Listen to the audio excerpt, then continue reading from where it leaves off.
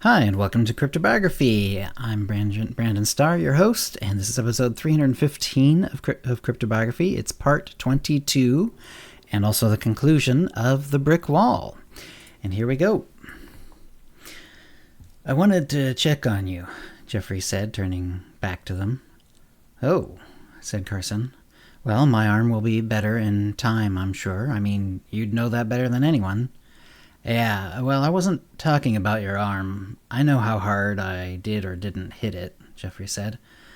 I wanted to find out how you were. Am I right in thinking I just saw the head of your gym? Yes, Jake Abernathy, Carson said. Okay, well, unfortunately what I told you in the ring is right. I can't get out of my contract, and I have no way of getting you out of yours. But there is one thing I can do, he continued, and reached into his pocket. He pulled out a fat wallet and counted out $200. As far as I'm concerned, you won that fight, he said, and put the money in Lydia's hands.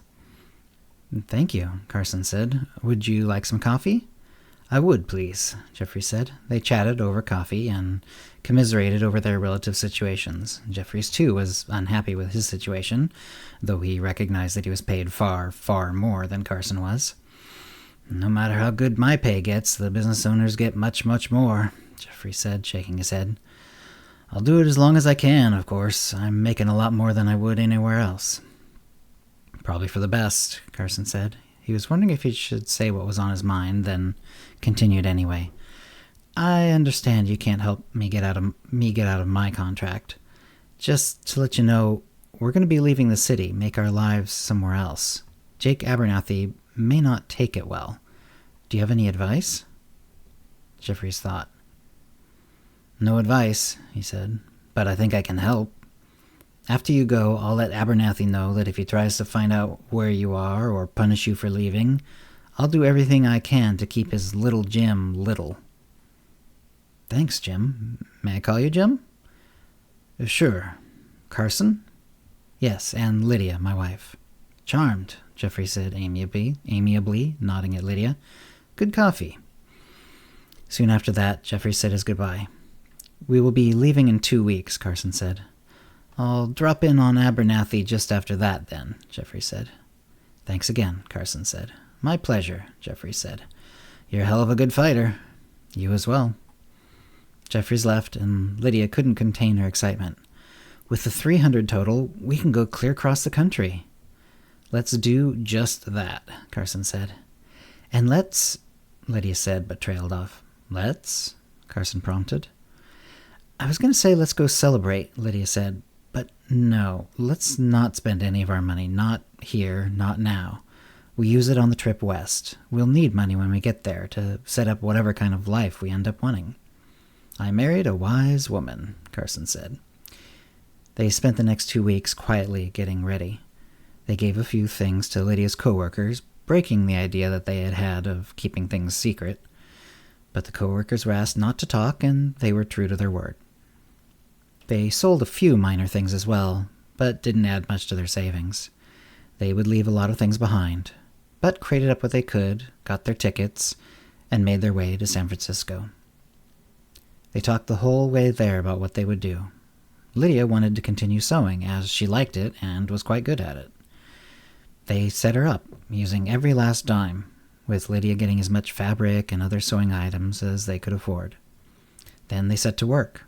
Lydia worked at home, because they couldn't afford a storefront at first. Carson helped her in many ways, not least because Lydia was now showing. Carson found some temporary work on the docks, taking advantage of his great strength. He also volunteered as a firefighter. Beyond that, he helped Lydia at home with the chores, and also took up sewing himself, which he found he was both good at and enjoyed. Soon they were selling their handmade gardens. Their child, a boy named William and called Bill, after Carson's helpful trainer, had, almost 3 years later, a sister named Anna, after Lydia's old favorite co-worker. They did meet and make friends with a number of other people, but their children's names helped remind them of where they'd come from. Carson had the idea that the next child would be named after someone from his family, but for no clear reason, no more children came. They were just about to look for a store when the great earthquake hit, April 18th, 1906. Bill was about to turn 5 when it struck. Carson and Lydia were fortunate. Although their home did eventually catch fire, neither they nor their children were injured. They pulled out as much as they could, but did lose a fair amount of both raw cloth and finished clothing. But to Carson, that didn't matter. He was happy to have helped the city. As a volunteer fireman, he had saved 14 people over the hours and days following the earthquake. He'd even bashed one locked door open with his bare hands when a fire had suddenly broken out at a neighbor's house. After all that, saving their fabrics and clothing inventory before the fires got to it was just gravy. He slept for most of the next couple of days after the ordeal.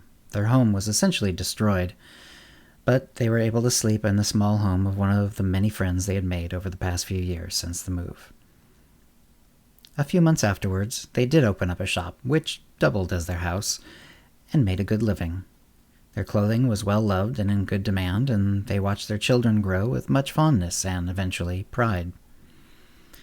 Carson didn't talk about his short boxing career much. It sometimes came up in chats with the family, and occasionally if someone managed to notice Carson's missing molar, and he was feeling particularly candid with the person, he would give a short description that fell short of the whole story.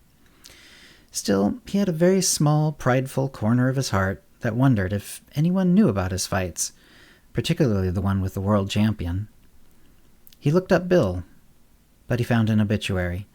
He had gotten a little fame as a trainer right at the end of his life in the years after he had helped Carson, but had suffered a heart attack. After learning about Bill, he put boxing away for years. Then, one day, he went to the library to see what history told of his fight with Jim Jeffries. But it had been erased from history, or so it seemed. He guessed that Jake, once he found out that Carson had skipped town, and presumably had been visited by an intimidating Jim Jeffries, had decided to bury Carson's fight rather than capitalize on it. Presumably, the champ, though he had won the fight, and in a dramatic way, had decided to drop it rather than admit he had nearly lost to a tyro like Carson. In any case, he could not find a record of it, despite the fact that Madison Square Garden usually kept careful lists of all events that took place there. Of course, this was many years later, in the late 1920s. Madison Square Garden had since moved, and it was quite possible that records had been lost, or even destroyed. Perhaps the owners of the new garden didn't want full records of the previous venue in public to have to compete against.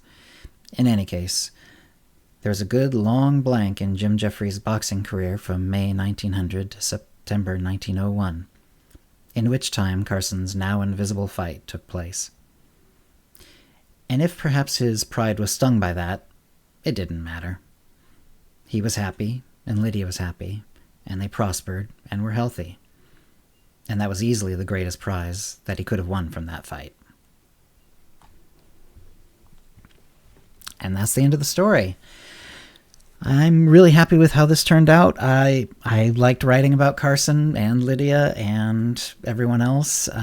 Even the bad guys were fun to write about. I hope you've enjoyed this. I'm going to be having to start a new story this week, so we'll see what we come up with. Anyway, I hope you enjoyed it, and thank you for listening.